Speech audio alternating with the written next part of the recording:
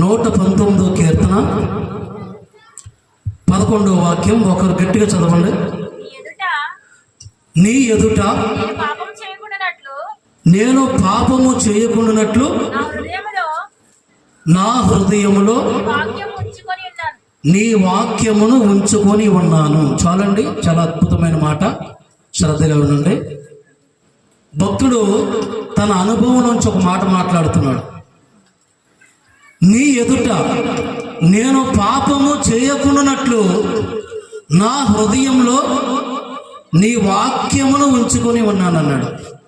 ఈరోజు చాలామంది పాపం చేస్తూనే ఉంటారు. పాపం చేస్తే కానీ రోజు వెళ్ళదలకి ఎలాగంటారా? చూపు ద్వారా, మాట ద్వారా, ఆలోచన ద్వారా, తలంపు ద్వారా, ఊహ ద్వారా మనిషి పాపం చేస్తూనే ఉన్నాడు. దేవుడు అంటే భయం లేకుండా బ్రతుకుతున్నాడో, తల్లిదండ్రులు అంటే భయం లేకుండా బ్రతుకుతున్నాడో, భర్త అంటే భయం లేకుండా బ్రతుకుతుంది, భార్య అంటే ప్రేమ లేకుండా బ్రతుకుతున్న రోజులేవి. పాపం చేయకుండా బ్రతకాలంటే అది ఆషామాషి విషయం కాదు. బైబిల్ బాగా చదివినప్పుడు, దేవుణ్ణి ఆత్మతో సత్యముతో ఆరాధిస్తున్నప్పుడు, నీ పూర్ణ హృదయముతో, నీ పూర్ణ శక్తితో, నీ పూర్ణ బలముతో, నీ పూర్ణ వివేకముతో నువ్వు దేవుణ్ణి ఆరాధిస్తున్నప్పుడు పాపం ఎంత తీవ్రమైందో, పాపాన్ని ఎలా జయించాలో నీకు అర్థమవుద్ది. నామకార్థ భక్తి చేసినంత కాలం నువ్వు పాపాన్ని ఎదిరించలేవు. నువ్వు పాపానికి బానిసమైపోతావు. పాపం యొక్క ఏలికలో నువ్వు ఉంటావు. పాపం చేయకుండా బ్రతకడం ఎలాగని చాలామంది అడుగుతూ ఉంటారు. నాకు ఫోన్లు చేస్తారు. పాపం చేయకుండా ఉండలేకపోతున్నాను పీటర్ గారు.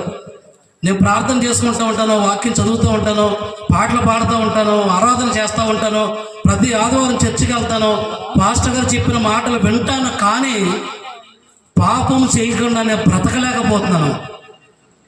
నేను పాపం చేయకుండా ఉండాలంటే ఏమి చేయాలని చాలామంది అడుగుతారు. నేను చెప్తాను సమాధానం. ప్రార్థన చేసుకుని వాక్యాన్ని బాగా చదువు, ఆత్మతో సత్యముతో దేవుని ఆరాధించు, వాక్యాన్ని పరిశుద్ధాత్మ శక్తితో వాక్యాన్ని చదువు. పాపంలో పడకుండా నువ్వు చేసుకున్న ప్రార్థన, నువ్వు చదువు వాక్యం నేను కాపాడుతుందని నేను చాలాసార్లు చెప్తూ ఉంటాను.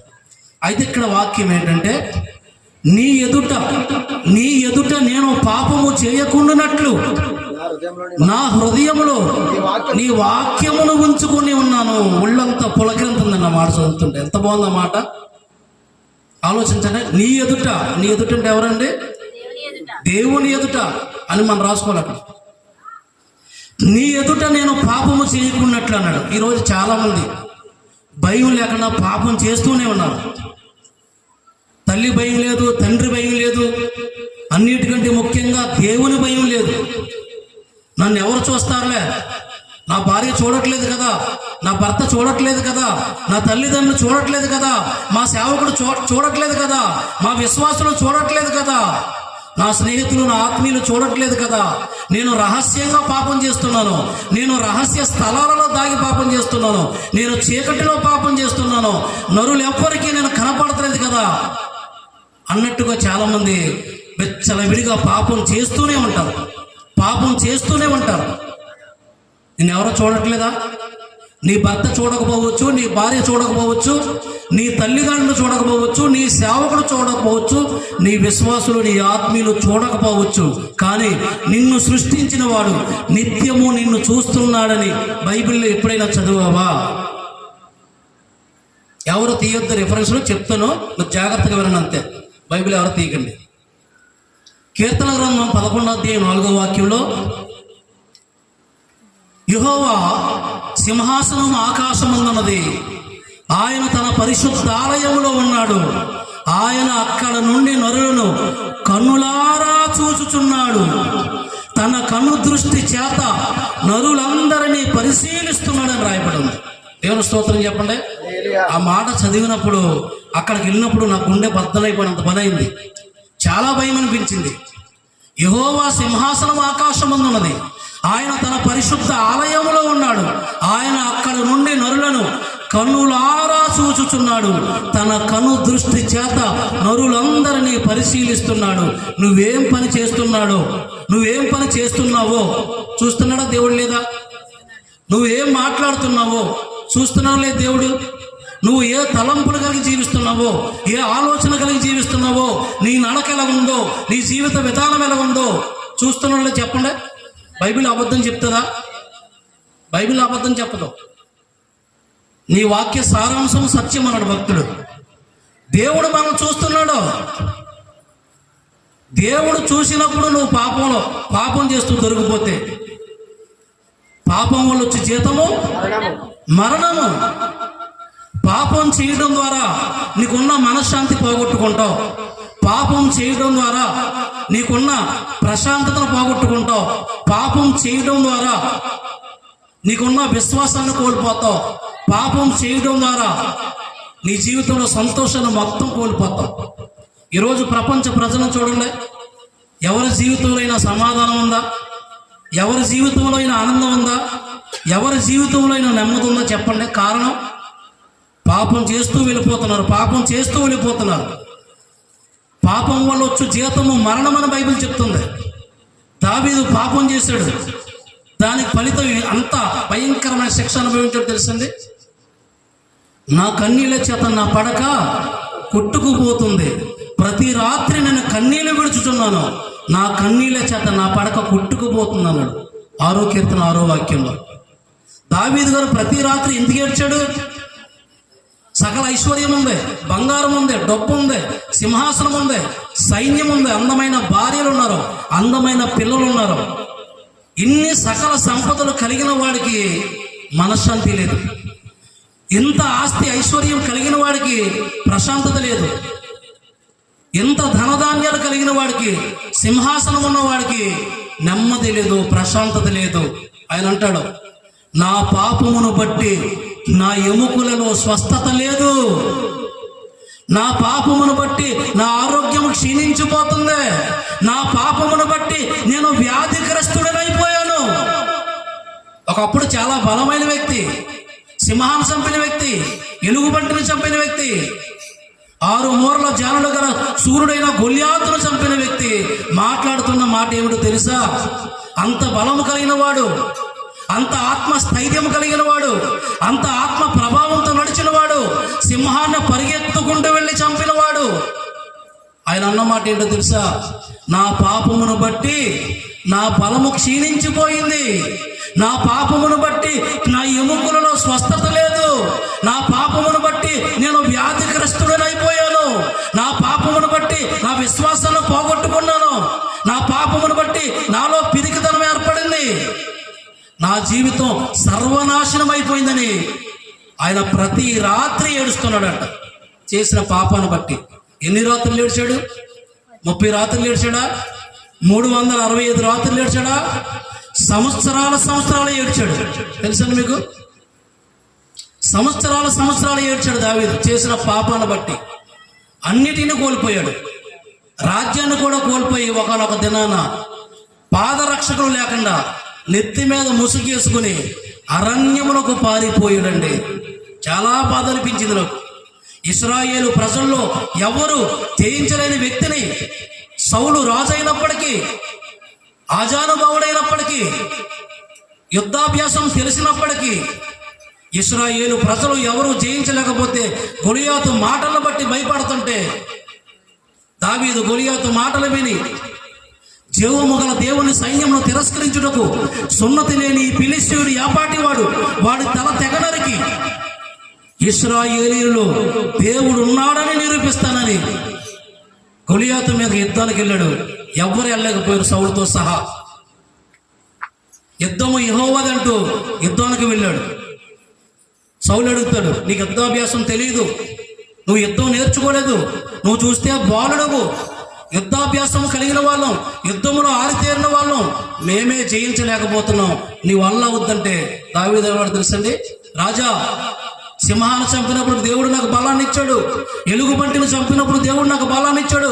ఆఫ్టర్ ఆల్ ఈ సున్నతి లేని ఫిలిష్తీయుని చంపడానికే వీడు ఆపాటివాడు, వీడిని చంపడానికి కూడా నా దేవుడు నాకు బలం ఇస్తాడో, యుద్ధము నాది కాదు యెహోవాది అంటూ గొలియాతుని చంపాడు. దేవుని స్తోత్రం చెప్పండి.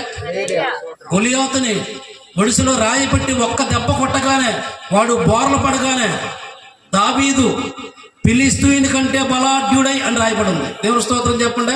ఎంత మురిసిపోయిన వాటిని. గొలియాతు అని ఒక శూరుడు ఉండేని రాయబడింది బైబిల్లో. గొలియాతుని శూరుడు, యుద్ధ నైపుణ్యం కలవాడని బైబిలే చెప్తుంది. అలాంటిది బైబిల్, అదే బైబిల్ ఏం చెప్తుంది తెలుసా? దావీదు గొలియాతు కంటే బలాఢ్యుడై పరిగెత్తుకుంటూ వెళ్ళి వాడి వరలో కత్తి తీసి వాడి తల తెగలరికి ఇశ్రాయేలీయులు దేవుడు ఉన్నాడని నిరూపించాడు. పరిశుద్ధంగా బ్రతికినప్పుడు. దేవుడి స్తోత్రం చెప్పండి. పరిశుద్ధంగా బ్రతికినప్పుడు ఆత్మాభిషేకంతో నింపబడ్డాడో, ఆత్మ బలముతో నింపబడ్డాడో, ఆత్మ ప్రభావంతో నింపబడ్డాడో, పాపాన్ని అసహించుకున్నాడో, నిత్యము దేవుని వైపు చూశాడు. నా దేవుడు నన్ను చూస్తున్నాడు, నేను పరిశుద్ధంగా బ్రతకాలని. పరిశుద్ధంగా బ్రతికినంతసేపు తనకు అపజయం లేదు. 40 సంవత్సరాలు ఇశ్రాయేలు ప్రజలు పరిపాలించిన కానీ ఏ యుద్ధంలో కూడా ఓడిపోయి దావీదు వెనక్కొచ్చాడన్న దాఖలలో బైబిల్లో లేదు. దేవుని స్తోత్రం చెప్పండి. అలాంటి వాడు పాపంలో పడి నా ఎముకలలో స్వస్థత లేదు, నాకు మనశ్శాంతి లేదు, నా పాపమును బట్టి నా ఆరోగ్యం క్షీణించిపోతుంది, నేను ఎంత బలమైన వ్యక్తినంటే, ఎంత సింహాన్ని చంపాను, ఎలుగుబంటిని చంపాను, గొలియాతుని చంపాను, అంత బలమైన వ్యక్తిని వ్యాధిగ్రస్తుడనైపోయిన అన్నాడు. ఆలోచించండి ఒకసారి. దేవుడు చూస్తున్నాడు. సామెతల గ్రంథం 17:3 ఉంటది, యెహోవా కన్నులు ప్రతి స్థలము మీద ఉన్నాయి, మంచి వారిని చెడ్డవారిని అవి చూస్తున్నాయి. దేవుడి స్తోత్రం చెప్పండి. ఇవన్నీ చదువుకుని బలపడతా ఉంటాను నేను ఎక్కడికి వెళ్ళినా సరే దేవుడి కన్నులు నా పైన ఉంటాయా? నేను ఏ ప్రాంతంలో ఉన్నా దేవుడి కన్నులు నా పైన ఉంటాయా? యెహోవా కన్నులు ప్రతి స్థలము మీద ఉన్నాయి, చెడ్డవారిని మంచి వారిని అవి చూచుచున్నవే. పాపం చేసిన వాళ్ళని దేవుడు కన్నులు చూస్తున్నాయి, పరిశుద్ధంగా బ్రతుకుని వాళ్ళని దేవుడు కన్నులు చూస్తున్నాయి. అవును, ఆలోచన చెప్పండి. నేను ఎవరికి కనపడతలేదు, నేను పాపం చేస్తున్నాను, పైకి పరిశుద్ధంగానే బ్రతుకుతారు చాలామంది, కానీ హృదయం ఆలోచించండి. అందుకనే తలంపు ద్వారా, ఊహ ద్వారా, ఆలోచన ద్వారా, హృదయము ద్వారా, మాటల ద్వారా, చూపుల ద్వారా పాపాలు చేస్తూనే ఉంటారు. క్రైస్తవులు చేయాలంటే క్రైస్తవులు చాలామంది చేస్తూనే ఉంటారు, సేవకులు చేయాలంటే సేవకులు చాలామంది చేస్తూనే ఉంటారు. అందరూ ఉంటారు. కొంతమంది ఆత్మ బలము లేనోళ్ళు, ఆత్మశక్తి లేనోళ్ళు, ఆత్మ అభిషేకం లేనోళ్ళు, దేవుణ్ణి ఆత్మతో సత్యముతో ఆరాధించిన వాళ్ళు, యేసుక్రీస్తు కంటే ఈ లోకంలో దేన్ని ఎక్కువగా ప్రేమించిన వాళ్ళు బలంగా జీవించగలుగుతారు. నువ్వు పాపం చేస్తున్నప్పుడు దేవుడు చూస్తున్నాడు, శిక్షిస్తాడు. ఒక విషయం చెప్పనా మీకు, బాగా వినాలి. దేవుడు పాపలను క్షమించడానికి వచ్చాడు కదండి. క్రీస్తు యేసు పాపులను రక్షించడానికి లోకానికి వచ్చాడు కదండి. నశించిన దాన్ని వెతికి రక్షించడానికి వచ్చాడు కదండి అని మీరు అనుకుంటారు. దేవుడు పాపిని ప్రేమిస్తున్నాడు కానీ అతనిలో ఉన్న పాపాన్ని ద్వేషిస్తున్నాడు. బాగా గమనించాలి. పాపం చేస్తే ఖచ్చితంగా శిక్ష అనుభవించి తీరాలి. రాసుకోండి మీ హృదయమైన పలక మీద. పాపం చేస్తే నా బిడ్డలే కదా, ఆరాధన చేస్తున్నారు కదా, పాటలు పాడుతున్నారు కదా, వాక్యం చెబుతున్నారు కదా, చప్పట్లు కొడుతున్నారు కదా, ప్రతి ఆదివారం చర్చికి వెళ్తున్నారు కదా, కానుకలు ఇస్తున్నారు కదా, దశమ భాగాలు ఇస్తున్నారు కదా, వీరిని పాపం చేసినా వీరిని విడిచిపెట్టాలి అనుకునే దేవుడు కాదు మన దేవుడు. దేవుడు స్తోత్రం చెప్పండి. పాపం చేసినవాడు ఖచ్చితంగా శిక్ష పడతాయి. పాపం చేసిన వాడిని దేవుడు శిక్షిస్తాడు. పాపం చేసిన వాడిని శిక్షించకుండా బైబిల్లో ఎక్కడా లేదు. అందరూ పాపం చేసిన ప్రతి ఒక్కరిని శిక్షించాడు. అందుకనే నువ్వు పాపం చేస్తున్నప్పుడు దేవుడిని ఎదుటున్నట్టు నువ్వు గమనించాలి. దేవుడు నన్ను చూస్తున్నాడు, దేవుడు నా ఎదుటున్నాడు అని నువ్వు గమనించాలి. ఇర్మియా గ్రంథం 23:24 దేవుడు ఒక అద్భుతమైన మాట చెప్తాడు. యెహోవా సెలవిచ్చినదేమనగా, నాకు కనపడకుండా రహస్య స్థలముల్లో దాగగలవాడు ఎవడైనా ఉన్నాడా? నేను భూమి ఆకాశముల యందంతటా ఉన్నవాడును కానా?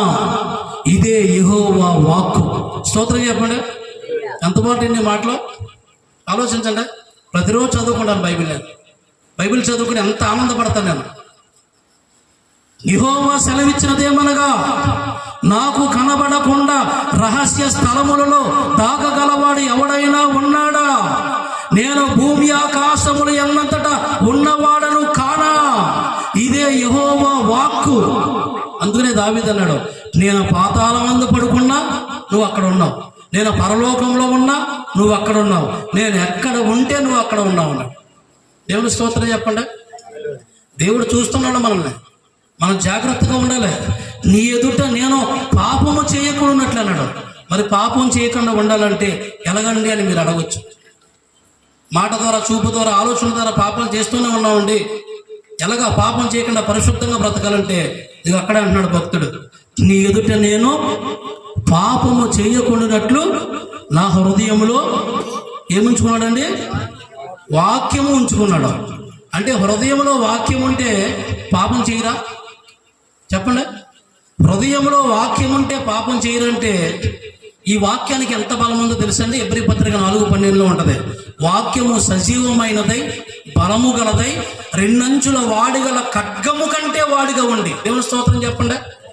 రెండంచుల వాడిగల ఖడ్గము కంటే వాడిగా ఉండి కీళ్ళలోకి, మూలులోకి, ప్రాణాత్మ శరీరాలకు విభజించినంత మటుకు దూరచ్చు, హృదయంలోకి వెళ్ళి హృదయం యొక్క తలంపుల్ని, ఆలోచనలు శోధించి, నేను వచ్చిన తర్వాత కూడా నువ్వు ఎక్కడ ఉంటావా, గెట్ అవుట్ అని పాపాన్ని బయటికి వెళ్ళగొడుతుంది.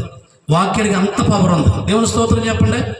అందుకనే చదివిన వాక్యాన్ని విడిచిపెడతాం కాదు, విన్న వాక్యాన్ని చెవితో విడిచిపెడతాం కాదు, విన్న వాక్యాన్ని గుండెల్లో భద్రపరుచుకోవాలి, విన్న వాక్యాన్ని గుండెల్లో దాచుకోవాలి, చదివిన వాక్యాన్ని గుండెల్లో దాచుకోవాలి.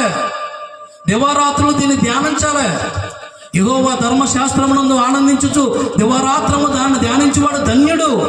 అతడు నీటి కాలువల యారులను నాటబడుతాయి, ఆకు వాడక తన కాలమందు ఫలమిచ్చు చెట్టు వలె ఉంటాడు. అతను చేయనదంతయు సఫలమగును. నువ్వు చేసే ప్రతి పని ఫెయిల్ అయిపోతుందంటే నీలో పాపం పెట్టుకుని చేస్తావు. నీ పని సక్సెస్ అవుతలేదంటే, నీ వ్యాపారం సక్సెస్ అవుతలేదంటే, నీ చదువు సక్సెస్ అవుతలేదంటే, నువ్వు చేస్తున్న ప్రతి పని సక్సెస్ అవుతలేదంటే నీలో పాపాన్ని పెట్టుకుని చేస్తావు. దివారాత్రులు, ఈ వాక్యాన్ని దివారాత్రులు ధ్యానించాలి. నీ వాక్యము నాకెంతో ప్రియమైనది, దినమెల్లా నేను ధ్యానించుచున్నాను అన్నాడు భక్తుడు. ఈ వాక్యము మనలో ఉన్నప్పుడు ఈ వాక్యమే మనం నడిపిస్తుంది. దేవుని స్తోత్రం చెప్పండి. మనలో ఉన్న వాక్యం ఎలా మాట్లాడాలో నేర్పిస్తుంది. అపవిత్రమైన మాట మాట్లాడుతుంటే దేవుడు వాక్యం నీలో ఉంది కాబట్టి దేవుడు మాట్లాడతాడు. ఏ దుర్భాషను మీ నోట రానియకుడి, పరిశుద్ధాత్మ దేవుని దుఃఖపరచుకుడి అని ఎపిసి పత్రిక 4:29-30 రాయబడి ఉంది. ఆ మాట నీకు గుర్తొస్తుంది. నీ గుండెల్లో ఉంది కాబట్టి, నీ హృదయంలో ఉంది కాబట్టి అపవిత్రమైన మాట మాట్లాడకూడదని. పనికిమాలిన చూపులు చూస్తుంటే నీలో ఉన్న, నీ హృదయంలో ఉన్న వాక్యం పనికిమాలిన చూపులు చూడగానే వాక్యం చెప్తుంది. నీ దేహమునకు దీపము నీ కన్ను తేటగా ఉంటే నీ దేహమంతా వెలుగుమయమై ఉంటుంది. నీ కన్ను చెడిపోతే నీ దేహమంతా చెడిపోతుందని మత్తయి సువార్త 6:22 రాయబడింది. ఆలోచించండి. అందుకనే వాక్యాన్ని హృదయంలో భద్రపరుచుకోవాలి. దీన్ని నెమ్మరు వేసుకుంటూ ఉండాలి. కొన్ని ఆవులు ఆహారం తిన్న తర్వాత కొంత సమయం తర్వాత అవి ఒక చోట ఉండి పడుకొని లేకపోతే నిలబడి తిన్న వాక్యాన్ని ఏం చేసుకుంటాయి? నెమ్మర వేస్తాయి. చూసారా? ఈ వాక్యాన్ని, తిన్న వాక్యాన్ని మనం అలా ఉంచుకుంటే సరిపోతాం. దాన్ని చదివిన వాక్యాన్ని నెమ్మరు వేసుకోవాలి. ప్రతిరోజు జ్ఞాపకం చేసుకోవాలి. నేనేం చదివాను, దేవుడు నా ద్వారా ఏం మాట్లాడారు, ఈరోజు దేవుడు నా ద్వారా ఏం మాట్లాడారని నీ హృదయంలో అనుక్షణము ఆలోచిస్తూ ఉండాలి. దావీదు గారు పాపం చేసిన తర్వాత క్షమాపణ అడిగాడు 51వ కీర్తనలో. క్షమాపణ పొందుకున్నాడు. దేవుడు హృదయానుసారంగా మారిపోయాడు. అప్పటి నుంచి అతను ఎలా ధ్యానించాడు తెలుసండి? అప్పటి నుంచి దేవుడు దేవుడు దేవుడు దేవుడు అని కలవరించేవాడు. బేకువనే నిన్ను వెతుకుతానన్నాడు 63వ కీర్తన 1వ వాక్యంలో. బేకువనే నిన్ను వెతుకుతాను, నీ ప్రభావాన్ని చూడవలనని, నీ బలమును చూడవలనని, నీ పరిశుద్ధ ఆలయము తట్టు నేను ఎంతో ఆశ కలిగి ఉన్నాను అన్నాడు. దావీదు గారు దేవుడు హృదయానుసారుడు ఎలా మారాడంటే నిత్యము దేవుని ధర్మశాస్త్రాన్ని చదువుతూ ఉన్నాడు. 119వ కీర్తనలో ఆయన రోజుకి 7 మార్లు దేవుణ్ణి స్తుతించాడంట. దేవుని స్తోత్రం చెప్పండి. ఉదయం స్తుతించాడు, సాయంత్రం స్తుతించాడు, మధ్యాహ్నం స్తుతించాడు, వేకువనే స్తుతించాడు. ఇంకా అద్భుతమైన మాట చెప్పనండి, అతను పడుకుంటాక మంచం మీదకి వెళ్ళినప్పుడు కూడా దేవుణ్ణి జ్ఞాపకం చేసుకుని పడుకునేవాడట. దేవుని స్తోత్రం చెప్పండి. నేను రాత్రి జాముని యందు నా మంచం మీద నీ వాక్యమును ధ్యానించినప్పుడు క్రొవ్వు మెదడు దొరికినట్లు నా ప్రాణము తృప్తి పొందుచున్నది అన్నాడు. 63 కీర్తన 4:5. ఆలోచించండి, ఆయన ప్రాణానికి ఎప్పుడు తృప్తి? దేవుని వాక్యాన్ని ధ్యానించినప్పుడు, దేవుని వాక్యాన్ని చదివినప్పుడు, దేవుణ్ణి స్తుతించినప్పుడు, దేవుని ఆత్మతో సత్యముతో ఆరాధించినప్పుడు, పూర్ణ మనసుతో, పూర్ణ బలముతో, పూర్ణ వివేకముతో దేవుణ్ణి ఆరాధించినప్పుడు ఆయన ప్రాణానికే తృప్తి దొరికిందంట. చూడండి, ఆలోచించండి. రాత్రి జాముని యందు నా మంచం మీద నిన్ను జ్ఞాపకము చేసుకున్నప్పుడు అన్నప్పుడు ఆ మాట చదివి నేను చాలా నేర్చుకున్నాను. అప్పటి నుంచి కూడా నేను మంచం మీదకి వెళ్ళినా తినేసి శుభ్రంగా పడుకోను. ఒకప్పుడు పడుకోవడం తెలియక వాక్యం, ఆ వాక్యం ఎప్పుడైతే నా కన్ను దృష్టిలో పడిందో ఆ వాక్యాన్ని వెంటనే సెల్ ఫోన్లో మంచి మంచి విషయాలు మనం అలా స్టోర్ చేసుకుంటాం. చెప్పలే, చేసుకుంటాం లేదా? మీకు ఇష్టమైన విషయాలు. కొంతమంది సినిమా పిచ్చుంటే సినిమా పాటలు సేవ్ చేసుకుంటారు. కొంతమంది పనికిమాల విషయాలు చూస్తూ ఉంటారు రాత్రి అంతా, అవి సేవ్ చేసుకుంటారు. కొంతమంది పనికిమాల విషయాలు, దేవునికి వ్యతిరేకమైన విషయాలు చాలా ఉంటాయి, అవన్నీ సెల్ ఫోన్లో సేవ్ చేసుకుంటారు. ఎందుకంటే మరలా చూద్దామని. దానివల్ల నీ ఆరోగ్యం పాడైపోద్ది, నీ దేహం, నీ పరిస్థితి, నీ జీవితం అంతా పాడైపోద్ది. కానీ మనం సేవ్ చేసుకోవాల్సింది, మనం స్టోర్ చేసుకోవాల్సింది దేవుని వాక్యాలు. ఈ వాక్యం ఎప్పుడైతే నాకు కంటపడిందో ఆ వాక్యాన్ని వెంటనే హృదయంలో స్టోర్ చేసుకున్నాను. నేను పడుకుంటాకి వెళ్ళినప్పుడు మంచం మీద దేవుణ్ణి జ్ఞాపకం చేసుకుంటే కానీ నాకు నిద్ర రాదు. దేవుని స్తోత్రం చెప్పండి. నమ్మితే నమ్మని లేకపోలేదు. నేను మంచం మీదకి వెళ్ళిన తర్వాత ఆ దేవుని నేను జ్ఞాపకం చేసుకుంటూ నిద్రలోకి వెళ్ళిపోతాను. నాకు అది దావీదు గారిని చూసి నేను నేర్చుకున్నాను. నా మంచం మీద రాత్రి జాముని యందు నిన్ను జ్ఞాపకము చేసుకున్నప్పుడు అన్నాడు. అంటే ఉదయం ప్రార్థించాడు, వేకువనే ప్రార్థించాడు, మధ్యాహ్నం ప్రార్థించాడు, సాయంత్రం ప్రార్థించాడు, రాత్రి పడుకునే ముందు కూడా ప్రార్థించుకుని దేవుణ్ణి జ్ఞాపకం చేసుకుని పడుకున్నాడు. కాబట్టి దావీదు నా హృదయానుసారుడు అన్నాడు. దేవుని స్తోత్రం చెప్పండి. అదండి అడగండి. అందుకనే మన ఎదుట మనం పాపం చేయకుండా ఉండాలంటే, నీ ఎదుట నేను పాపము చేయకున్నట్లు హృదయం ఏమని చెప్పండి. వాక్యం ఎవరండి? చెప్పండి, వాక్యం ఎవరో? ఆ దేవుడు ఎవరో? యోహాను సువార్త 1వ అధ్యాయం 1వ వాక్యం, ఆది యందు వాక్యముండును, వాక్యము దేవుని యొద్ద ఉండెను, ఆ వాక్యమే దేవుడై ఉండెను. 14వ వాక్యం, ఆ వాక్యము శరీరధారి అయి కృపాసత్య సంపూర్ణుడిగా మన మధ్య నివసించెను. దేవుడు, వాక్యమై ఉన్న దేవుడు శరీరధారిగా 2000 సంవత్సరాల క్రితం యేసుక్రీస్తు అనే పేరుతో ఈ లోకానికి వచ్చాడు. ఆయన పేరు నజరేయుడైన యేసు. 1 తిమోతి 1:15 ఉంటది, పాపులను రక్షించుటకు క్రీస్తు యేసు ఈ లోకమునకు వచ్చెను. పాపులను రక్షించడానికి వచ్చిన దేవుడు యేసుక్రీస్తు. పాపుల కొరకు రక్తం చిందించిన దేవుడు యేసుక్రీస్తు. పాపులమైన మన అతిక్రమాలను భరించిన దేవుడు యేసుక్రీస్తు. మన దోషములు భరించిన దేవుడు యేసుక్రీస్తు. మనం అనుభవించవలసిన నిత్య నరక శిక్షని మండు టెండలో సిలువలో అనుభవించింది యేసుక్రీస్తు. మనం మరణించవలసిన ప్లేసులో మనకు వచ్చిన మరణాన్ని తప్పించి ఆయనే మన నిమిత్తము మరణించిన దేవుడు యేసుక్రీస్తు. యేసుక్రీస్తు వాక్యమై ఉన్నాడు. ఆ వాక్యము శరీరధారిగా ఈ లోకానికి వచ్చింది. యేసుక్రీస్తు వాక్యం, ఈ వాక్యం నీలో ఉంటే యేసుక్రీస్తు నీలో ఉన్నట్టే. యేసుక్రీస్తు ఉన్నాడండి మీలో? యేసుక్రీస్తు నీలో ఉన్నాడా? ప్రతి ఆదివారం ప్రార్థన మానో, ఆరాధన మానో, చర్చికి వెళ్తాం మానో, యేసుక్రీస్తు నీలో ఉన్నాడా? యేసుక్రీస్తు నీలో ఉంటే పౌలు గారు ఒక అద్భుతమైన మాట చెప్తాడు. రోమపత్రిక 8:10, క్రీస్తు మీలో ఉన్న యెడల మీ శరీరము పాప విషయమై మృతమైనది, కానీ మీ ఆత్మ నీతి విషయమై జీవము కలిగినది. అది కూడా దాచుకున్నాను. దేవుని స్తోత్రం చెప్పండి. నేను కూడా కొన్ని సందర్భాల్లో బలపడిన కొత్తలో బైబిల్ పెద్దగా చదివేవాడిని కాదు, తెలియదు నాకు. అలాగా తొట్టులతో పడుతూ ఉండేవాడిని. అయితే బైబిల్ చదువుతాం ప్రారంభించిన తర్వాత ఈ బైబిలే ప్రతిరోజు నాతో మాట్లాడటం ప్రారంభించింది. దేవుని స్తోత్రం చెప్పండి. పాపాన్ని జయించడం ఎలాగా, పాపంలో పడకుండా జీవించడం ఎలాగా, పాపానికి దూరంగా పారిపోవడం ఎలాగంటే, పాపం చేయకుండా బ్రతకాలంటే అది పెద్ద సవాలుతో కూడిన విషయం. ప్రపంచంలో దేన్నైనా మనం జయించగలం, కానీ చెప్పండి పాపాన్ని జయించడం అంత పవర్ఫుల్. అది సింపుల్గా వస్తుంది పాపం మనలోకి, పవర్ఫుల్గా మనల్ని ఇబ్బంది పెడతాయి. తెలుసా మీకు? చాలామంది దేవుని పిల్లలే పాపంలో పడిపోయినప్పుడు చాలా బాధపడుతూ ఉంటారు. అయ్యో ఎందుకు పడిపోయాను, ఎందుకు జారిపోయాను అని చాలా కొంతమంది బాధపడుతూ ఉంటారు. ఆత్మ నడిపింపు కలిగిన వారే అయితే కొంతమంది అయితే పాపం చేసి దాన్ని పట్టించుకోరు. ఇంకా అయితే బైబిల్లో ఉన్న మాట, పాపం చేయకుండా ఉండాలంటే ఈ లోకంలో ఏ సైంటిస్ట్ని అడిగినా, ఏ హిప్నాటిస్ట్ని అడిగినా, ఏ ప్రపంచంలో గొప్ప వైద్యుని అడిగినా, పాపం చేయకుండా ఉండాలంటే మాకే తెలియట్లేదురా బాబు, పాపాన్ని జయించాలంటే ఎలా జయించాలో మాకే అర్థం కావట్లేదురా బాబు, ఎన్నో గొప్ప గొప్ప చదువులు చదువుకున్నా ఉంటారు. కానీ పాపాన్ని జయించాలంటే క్రీస్తు మీలో ఉన్న ఎడల, దేవుని స్తోత్రం చెప్పండి. అబ్బా ఎంత మంచి మాట అండి. క్రీస్తు మీలో ఉన్న ఎడల మీ శరీరము పాప విషయమై చెప్పలే మృతమైంది, చచ్చిపోయింది. ఇంకా పాపపు ఆలోచనలు కానీ, పాపపు తలంపులు కానీ, పాప బీజము కానీ, పాప నైజము కానీ, పాప స్వభావము కానీ నీలో ఎంత మాత్రము రాదో. ఎవరున్నారా?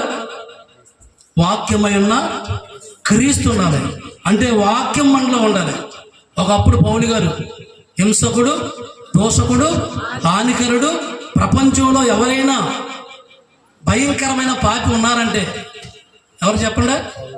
పౌలే. అది ఆయన అనుకున్నాడు, పాపులలో ప్రధాన పాపిని, భయంకరమైన పాపిని, నాకంటే పాపి ప్రపంచంలో ఇంకొకడు లేడు.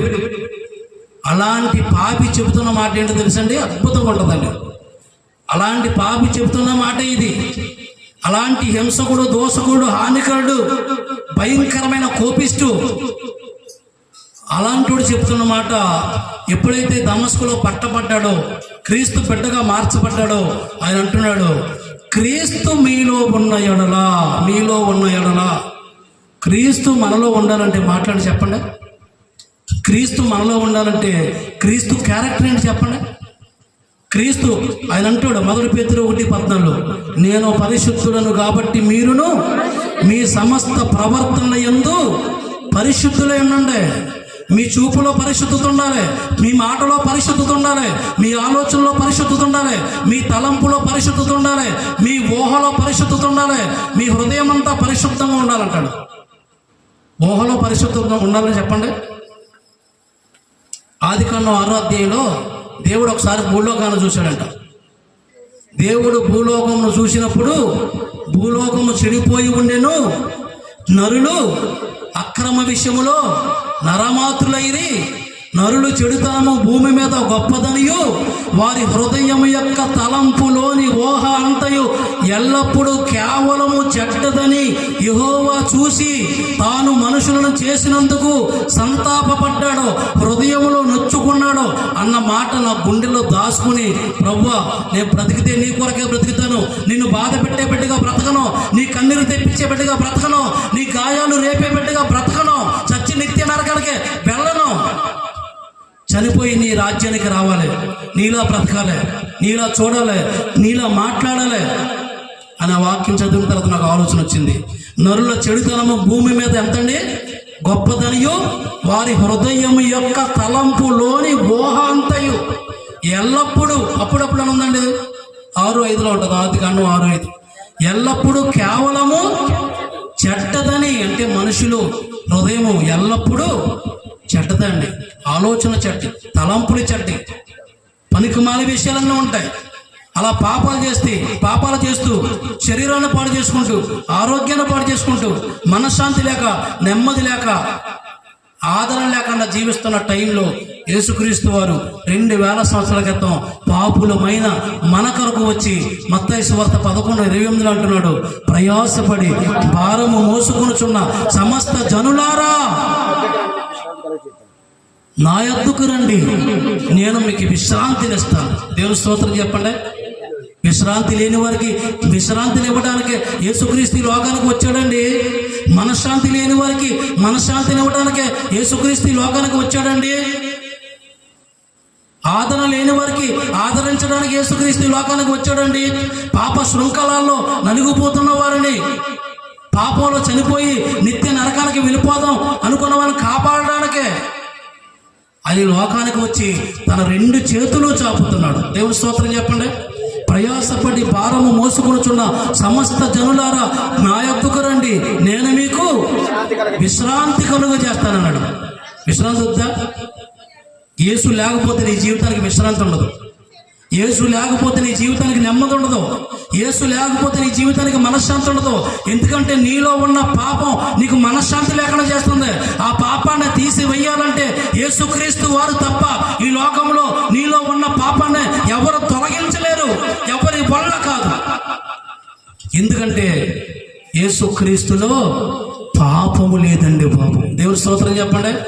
యేసుక్రీస్తులో పాపము లేదు. నా యందు పాపం ఉందని మీలో ఎవడు నేరస్థాపన చేయగలరన్నాడు ప్రపంచానికి.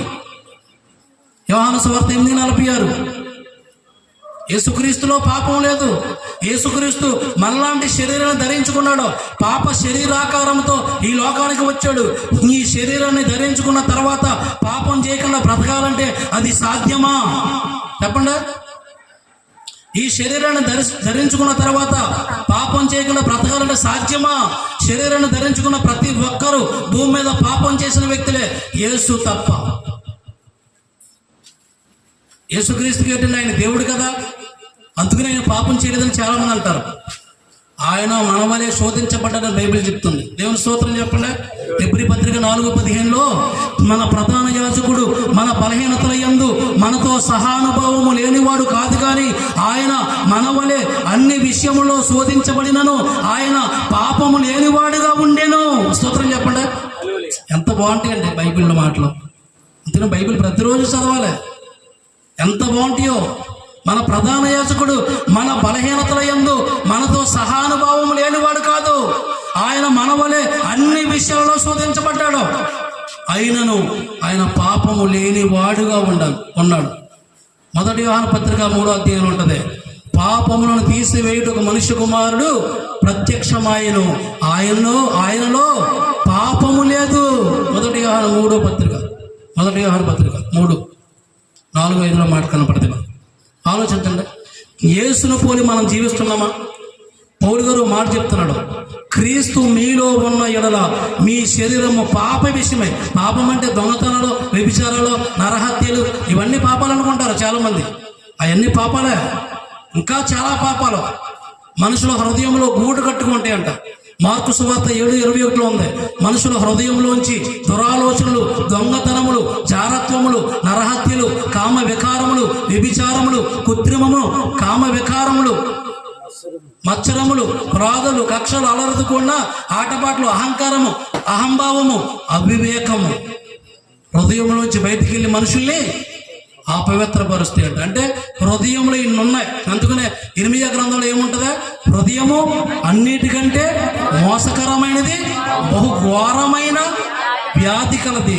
ఈ వ్యాధిని తగ్గించుకోవాలంటే అమెరికా డాక్టర్ దగ్గరికి వెళ్తే తగ్గదు, స్విట్జర్లాండ్లో ఉన్న డాక్టర్ దగ్గరికి వెళ్తే తగ్గదు.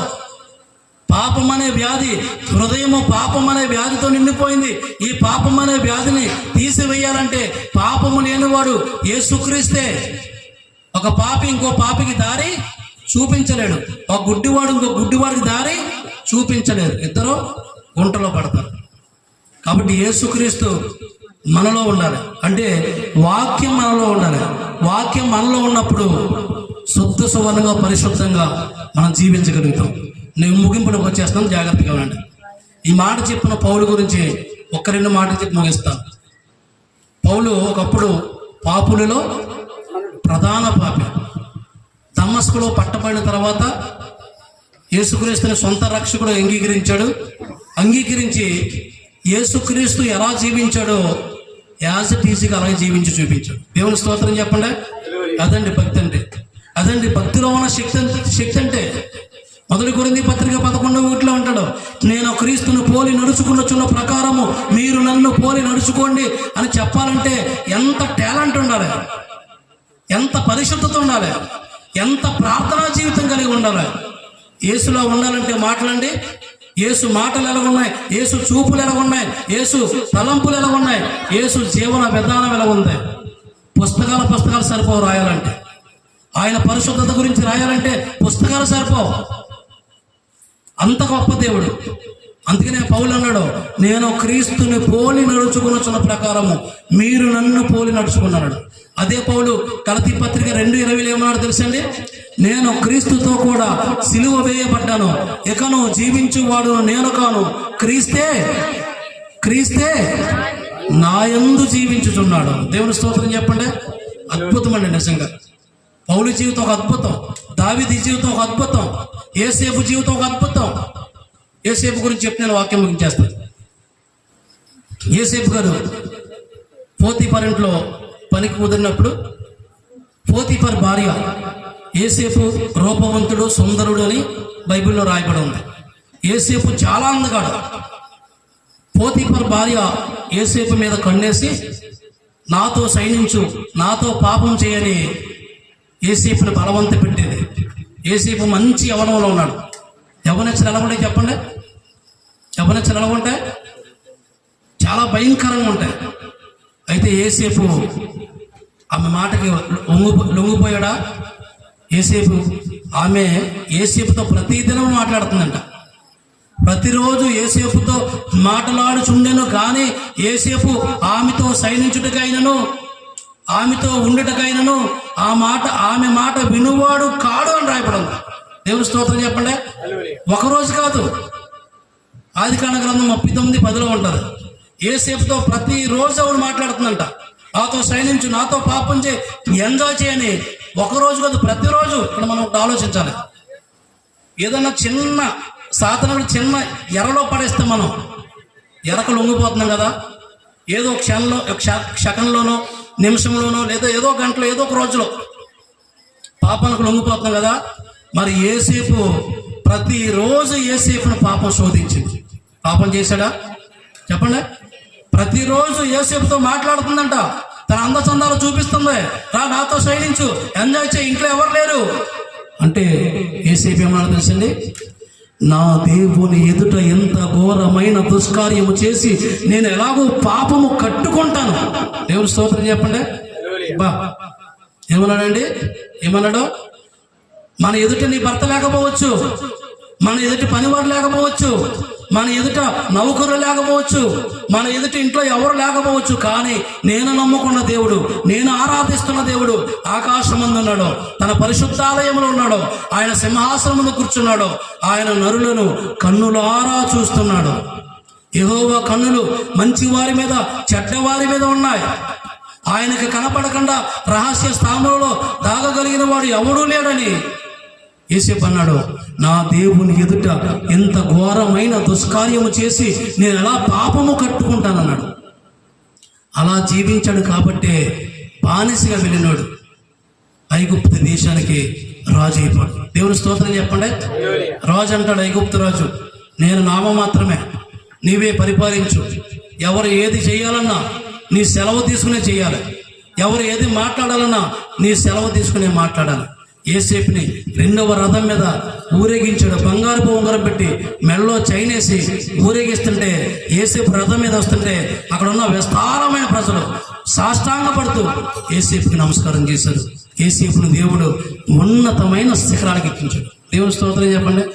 ఆధ్యాత్మికంగా ఉన్నతమైన స్థితిలోకి నేను వెళ్ళకపోతే కారణం ఏంటంటే పాపం నిన్ను పట్టి పీడిస్తుంది. దేశం యొక్క ఉన్నత స్థలముల మీదకి దేవుడు మనల్ని ఎక్కిస్తాడు. అందుకని యేసేపు గారు చాలా పరిశుద్ధంగా జీవించాడు, తన పరిశుద్ధతను కాపాడుకున్నాడు. ఒక శ్రేష్టమైన అద్భుతమైన దేవుడు జీవితాన్ని ఇచ్చాడు. ఐగుప్తు దేశానికి రాజు అయిపోయాడు. ఎందుకంటే నా దేవుడు నా ఎదుటున్నాడు, నేను పాపం చేయకూడదు, నా తల్లి లేదు, నా తండ్రి లేదు, నా సహోదరు లేరు, నా భార్య లేదు, నా భర్త లేడు, ఎవరు లేదు, చేయొచ్చు పాపం. ఈ సెల్ ఫోన్ చూసుకుని రాత్రి మాటలు అంతా పాపం చేస్తున్నాడు. చాలా మంది పాపం చేయడానికి ఈజీ అయిపోయింది. సెల్ ఫోన్ వచ్చాక చాటింగ్లు, మెసేజ్లు, పనికిమాల విషయాలు, బూతుబొమ్మలు, అనేకమైన నిద్ర లేకుండా శరీరాన్ని పాడు చేసుకుంటూ, ఆరోగ్యాన్ని పాడు చేసుకుంటూ వారి ఇష్టానుసారంగా వారు జీవిస్తున్నారు. దేవుణ్ణి నమ్ముకున్న మనం, యేసునొద్దకు వచ్చిన మనం మన శరీరాన్నే సజీవ యాగంగా ఆయనకు సమర్పించాలి. ఆయనకి సమర్పించవలసినవి నీ కానుకలు కాదు, నీ దశభాగాలు కాదు, నీ పొట్టేళ్ళు కాదు, నీ కోడీలు కాదు, నీ మేకలు కాదు, అవేమి కాదు. ఆయనకు కావాల్సింది, ఆయనకి ఏం కావాలి? నువ్వు బలిని కోరువాడవు కాదు, కోరితేనే అర్పిస్తానంటాడు దావీదు. దేవుడికి కావలసిన బలులు ఏంటంటే విరిగి నలిగిన మనసు, విరిగి నలిగిన హృదయం. కాబట్టి ఆఖరుగా నేను మాట చెప్పి ముగిస్తాను. ఈ విశ్వాసపు పరుగు పందెంలో పాపాన్ని జయించాలంటే, పాపం మన హృదయంలోకి రాకుండా ఉండాలంటే ముందు మన హృదయంలోకి ఏం వెళ్ళాలి? వాక్యం వెళ్ళాలి. అందుకనే హెబ్రీ పత్రిక 12:2 అపోస్తలుడైన పౌలు ఏమన్నా తెలుసా? సులువుగా చిక్కులు పెట్టు ప్రతి పాపమును విడిచిపెట్టి విశ్వాసమునకు కర్తయు దానిని కొనసాగించువాడైన యేసు వైపు చూస్తూ మన ఎదుట ఉంచబడిన పందెములో ఓపికతో పరిగెత్తాలి. అది పోరాటం. ఎఫెసీ పత్రిక 6:12 మనం పోరాడిన శరీరాలతో కాదు కానీ ప్రధానులతోనూ, అధికారులతోనూ, అంధకార సంబంధముకు లోకనాథులతోనూ, ఆకాశ మండల మందున్న దురాత్మల సమూహంతో మనం పోరాడాలంటే మనకున్న శక్తి బలం పనిచేయదు. సత్యం అనేది దట్టి కట్టుకోవాలి, నీతి అనే మైమరుపు తొడుక్కోవాలి, విశ్వాసం అనే డాలు పట్టుకోవాలి, వాక్యం అనే ఆత్మ ఖడ్గాన్ని పట్టుకోవాలి. అప్పుడు జయించగలం, అప్పుడు పోరాటం చేయగలం. దేవుని స్తోత్రం చెప్పండి. యేసుతో కలిసి పోరాటం చేయాలి. నా యేసుతో కలిసి పోరాడుచున్నాను, అపజయమే ఎరుగని జయశీలుడాయన. నా యేసుతో కలిసి పోరాడుచున్నాను, అపజయమే ఎరుగని జయశీలుడాయన. నా యేసు కొరకే సమర్పించుకున్నాను,